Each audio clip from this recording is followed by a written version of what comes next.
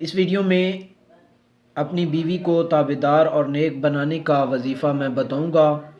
اگر کسی شخص کی عورت مطیع اور فرما بردار نہ ہو تو وہ اس مبارک اسم کو 90 بار اول و آخر 7 مرتبہ درود پاک کے ساتھ پڑھا کرے۔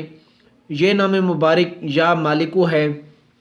اس نام مبارک کو اول و آخر 7 مرتبہ درود پاک کے ساتھ کسی بھی ٹائم 90 بار پڑھے تو انشاءاللہ اس کی بیوی تابعدار ہوگی۔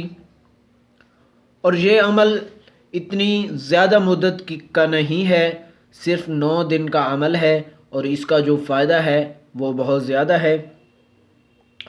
تو دوستو، اس عمل کو کرنے کے بعد کسی میٹھی چیز پر دم کر لے اور دم کرنے کے بعد وہ میٹھی چیز اپنی بیوی کو 9 دن کھلاتا رہے۔ انشاءاللہ 9 دن سے پہلے اسے اپنی بیوی سے تمام شکایتیں جاتی رہیں گی۔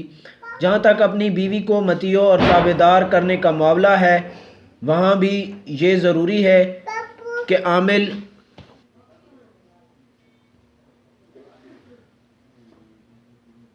جہاں تک اپنی بیوی کو مطیع و تابعدار بنانے کا معاملہ ہے، وہاں یہ بھی ضروری ہے کہ اس عمل کو کرنے والا اپنی بیوی کے تمام حقوق بھی ادا کرے، اسے کسی طرح کی شکایت کا موقع نہ دے، تو یہ عمل تب جا کے جو ہے وہ اثر پذیر ہوگا، اس کا اثر زیادہ ہوگا۔